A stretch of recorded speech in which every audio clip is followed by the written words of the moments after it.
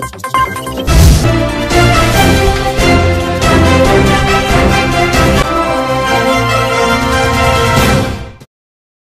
में 19 अप्रैल को पहले चरण का मतदान होने जा रहा है, जो मध्य प्रदेश में भी 6 सीटों में होने वाला है। वहीं सभी पार्टियां भी जोरों से प्रचार में लगी है। इसी कड़ी में आज बालाघाट की गोंडवाना गणतंत्र पार्टी के प्रत्याशी नन्हेलाल उइके से खास बातचीत हुई। आइए जानते हैं कैसे तैयारी किए हैं, चुनाव जीतने की किन मुद्दों को लेके जा रहे हैं जनता के बीच। जी बताइए, आपके अभी चुनाव को लेकर क्या तैयारियां हैं? सबसे पहले पेनवासी दादा हीरा सिंह मरकाम जी के चरणों को मैं सेवा जोहार करता हूँ। अभी लोकसभा बालाघाट सिवनी क्षेत्र क्रमांक 15 से मैं गोंडवाना गणतंत्र पार्टी का अधिकृत प्रत्याशी हूँ। पार्टी ने मुझ पर विश्वास किया है और मुझे चुनाव मैदान में उतारा है। बालाघाट क्षेत्र एक आदिवासी बहुल क्षेत्र है और वहाँ विभिन्न समस्याओं से ग्रसित क्षेत्र है।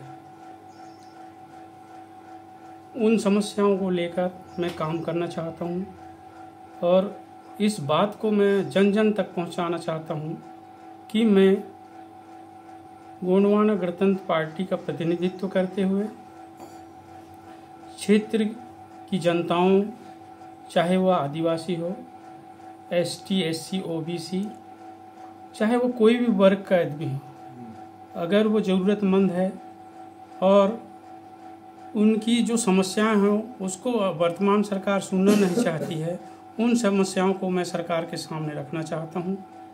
और अगर वे मुझे इस लोकसभा में मौका दे रहे हैं तो मैं उनकी समस्याओं को हल करने की कोशिश करूंगा, क्योंकि भाजपा और कांग्रेस से क्षेत्र की जनताओं को आशा और उम्मीद उनकी ख़त्म हो चुकी है।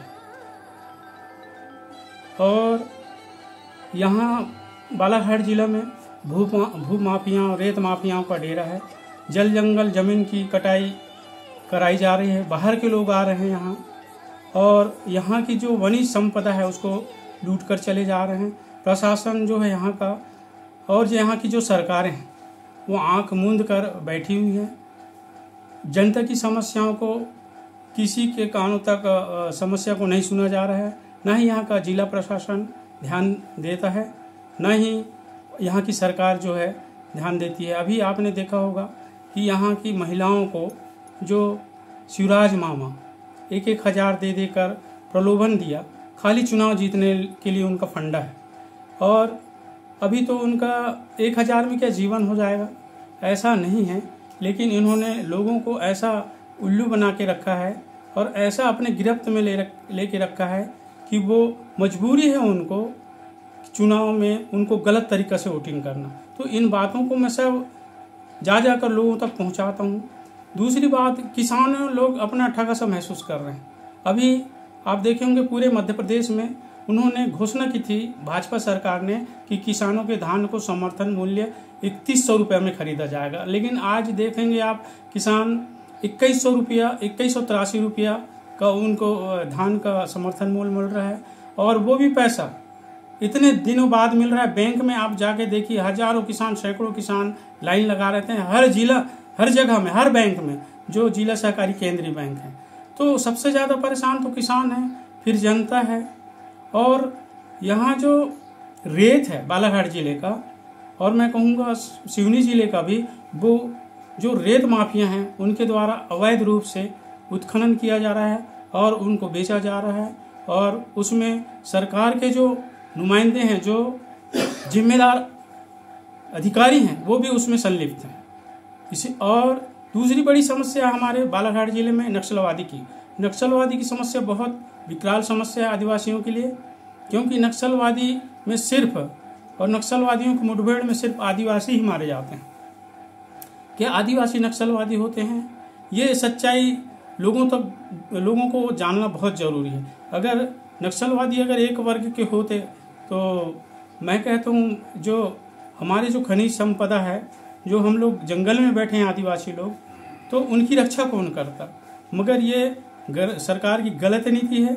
आदिवासी को नक्सलाइट के नाम से उनको धमकाया जा रहा है, उनके जल जंगल जमीन को उनको स्थापन किया जा रहा है और एक जगह से दूसरे जगह विस्थापित कर रहे हैं। अभी आप कुरई क्षेत्र में एक नया मैटर सामने आया है, एक नया समस्या। उसमें क्या है, कुरई क्षेत्र में एक राष्ट्रीय उद्यान बनने वाला है। उस राष्ट्रीय उद्यान में ट्राइबल लोग ही रहते हैं, ट्राइबल लोगों का ही स्थापन होगा। तो वर्तमान जो शासन है, एक जगह से विस्थापित करके दूसरे जगह जैसे तैसे वो लोग बसते हैं। फिर उस जगह में कोई नेशनल पार्क आ जाएगा, कोई परमाणु परियोजना आ जाएगा, कोई बांध आ जाएगा, और इस तरीके से आदिवासियों को बहुत समस्याओं का सामना करना पड़ता है। तो मैं मीडिया के माध्यम से, आपके चैनल के माध्यम से बताना चाहूँगा कि जो वर्तमान सरकार है, ना तो वो गरीबों के हित में काम कर रही है, ना ही सवर्णों के हित में काम कर रही है, ना ही ST/SC के हित में काम कर रही है, ना ही OBC वर्ग के हितों में काम कर रही है। मैं चाहता हूं कि गोंडवाना गणतंत्र पार्टी को अगर यहाँ की जनता एक बार मौका देती है, तो मैं ये दावे के साथ कहता हूं कि ये जो सारी समस्याएं हैं, जो वर्तमान मौलिक समस्याएं हैं, उनको मैं बहुत जल्दी ही हल करके दिखा दूंगा। ये मेरा दावा है। बस आपके सामने भाजपा ने महिला प्रत्याशी खड़ी की है, तो आपको क्या लगता है किस नज़रिए से आप चुनाव को देखेंगे, करेंगे भाई? बहुत से लोग ये कह रहे हैं कि भाजपा में जो प्रत्याशी उतारा गया है वो एक नया चेहरा है, और जो सीनियर लोग थे भाजपा के, उनको चुनाव का टिकट नहीं मिला, भाजपा से टिकट नहीं मिला, तो ऐसे दबी जुबान में उनका विरोध भी कर रहे हैं। ये हमको सुनने में आ रहा है। मैं भी प्रचार कर रहा हूँ, पूरे ज़िले में घूम घूम के जनसंपर्क कर रहा हूँ। तो मुझे लगता है कई जगह उन्हीं के लोग उसको हरवाना चाहते हैं, ऐसा मैं महसूस कर रहा हूँ, क्योंकि जनसंपर्क में मैं भी हूँ। और जो रही बात कांग्रेस की, कांग्रेस पार्टी का जो उम्मीदवार है वो है जिला पंचायत अध्यक्ष सम्राट सरस्वार जी, और उनका विरोध करने तो कांग्रेस के ही लोग दिल्ली गए हुए थे।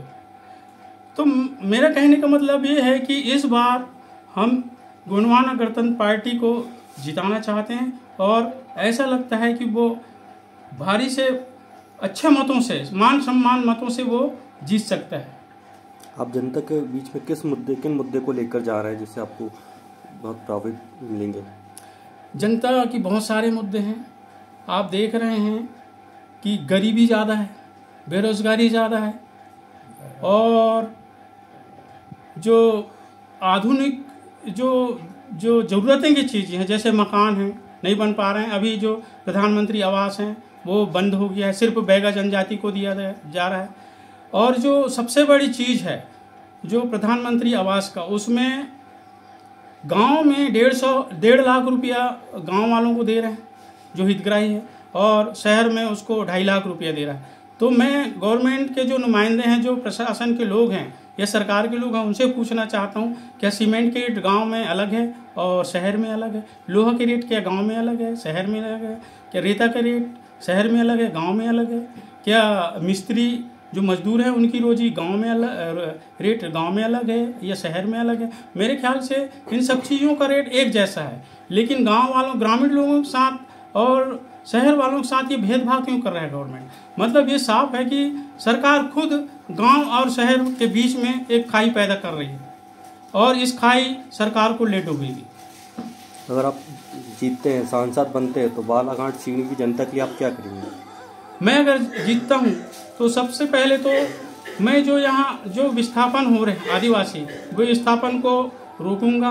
दूसरी बात, जो ये मकान जो प्रधानमंत्री आवास है, ज़रूरतमंद को मिलना चाहिए, ज़रूरतमंद के लिए पहुँचा, और उनकी राशि बराबर होना चाहिए। इस बात की मैं लड़ाई लड़ूंगा।